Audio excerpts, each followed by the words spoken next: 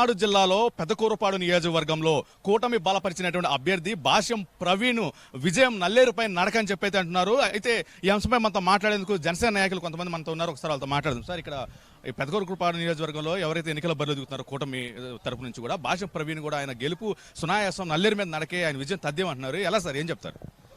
భాష్యం ప్రవీణ్ గారు గెలుపు గురించి కాదండి, భాష్యం ప్రవీణ్ గారి మెజారిటీ గురించి అందరూ పందాలు కాసుకుంటున్నారు.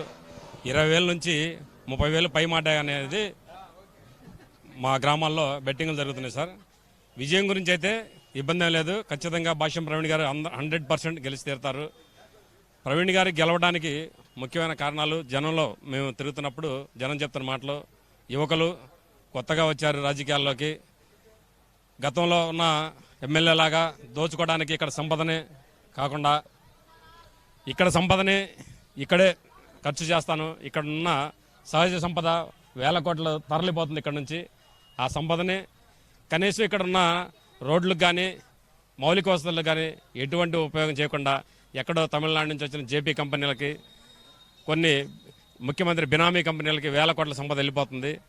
నేను దాన్ని ఎట్టి పరిస్థితుల్లో ఆపి ఆ సంపదని ఈ నియోజకవర్గానికే ఖర్చు పెట్టి ఉమ్మడి 3 పార్టీల కళ ఏదైతే ఉందో ఆ కళను నెరవేర్చి ప్రతి కార్యకర్తని నా సొంత మనుషులాగా చూసుకుంటానని భాష్యం ప్రవీణ్ గారు హామీ ఇవ్వడం జరిగింది.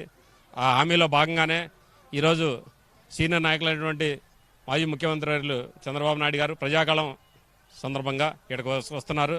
దానికి వేలాదిగా తరలి వస్తున్నారు. 40,000 వరకు పైచిలకే వచ్చే అవకాశం ఉంది. ఏర్పాట్లన్నీ కూడా చాలా ఘనంగా ఏర్పాటు చేశారు భాష్యం ప్రవీణ్ గారి ఆధ్వర్యంలో. ఎక్కడా కూడా జనాలకు ఇబ్బంది పడకుండా వెహికల్స్ కానీ వాళ్ళకి కావాల్సిన సదుపాయాలు కానీ ప్రతి క్షణం పర్యవేక్షిస్తూ ఇక్కడే ఉండి 3 రోజుల నుంచి ఏర్పాట్లు చేస్తూ ఉన్నారు ప్రవీణ్ గారు. ప్రతి కార్యకర్త కూడా క్షేమంగా వచ్చి మీటింగ్ని చూసి క్షేమంగా ఇంటికి వెళ్ళాలని ప్రవీణ్ గారు అందరినీ కోరడం జరిగింది. ఇక్కడ సమస్యల గురించి చంద్రబాబు నాయుడు గారు ఆల్రెడీ గతంలో ఇక్కడ పూర్తి అనుభవం ఉంది కాబట్టి నియోజకవర్గం గురించి పూర్తి వివరాలతో చంద్రబాబు నాయుడు గారు మాట్లాడతారని అందరూ ఆశిస్తున్నారు.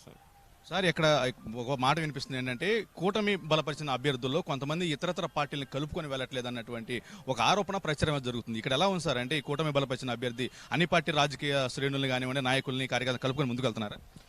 ఇది జనసేన కానీ బీజేపీ కానీ టీడీపీలో ఉన్న నాయకులు అన్న మాటలు కాదండి. ఈ పార్టీలోకి వేరే కోవట్లు వచ్చి వాళ్ళు చెప్తున్న మాటలే తప్ప ఎలాంటి పరిస్థితుల్లో కూడా దానికి అవకాశం లేదు. ప్రవీణ్ గారు అందరినీ కలుపుకొని వెళ్తున్నారు. జనసేన బీజేపీ నాయకులు కూడా, కార్యకర్తలు కానీ నాయకులు కానీ అందరూ ప్రవీణ్ గారితో కలిసి ప్రయాణం చేస్తున్నారు. ఈ మాటలు నమ్మొద్దని ప్రతి బీజేపీ, జనసేన, టీడీపీ కార్యకర్తకి జనసేన పార్టీ తరఫున మేము విన్నవించుకుంటున్నాం సార్. అయితే భాష్యం ప్రవీణ్కి ఎటువంటి రాజకీయ అనుభవం లేదు, ఎదురు ఢీకొంటున్న వ్యక్తి కూడా ఎమ్మెల్యేగా పనిచేశారు, మళ్ళీ ఆయన ఎన్నికల బరిలో దిగుతున్న నేపథ్యంలో ఈయన ఢీకొట్టగలరా అని చెప్పి లేదా అని ఒక అనుమానాలు వ్యక్తం చేస్తున్నారు. మీరేమంటారు? ఈరోజు జరగబోయే మీటింగే దానికి నిదర్శనం సార్.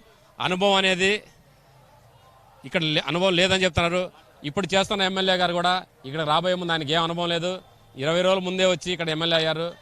ఇక్కడ జనం ప్రవీణ్ గారిని ఒక యువకుడు, ఖచ్చితంగా నిజాయితీపరుడు కాబట్టి అతన్ని గెలిపించుకొని అతని నిజాయితీ ఏందో అతను నిరూపించుకున్నారని మేము ఆశిస్తున్నాం sir. Thank you sir.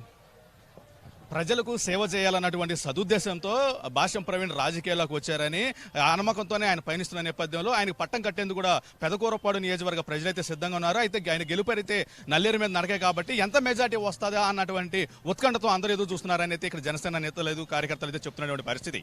Cameraman వికాస్తో Varaprasad, Amaravati గళం, పెదకూరపాడు నుంచి.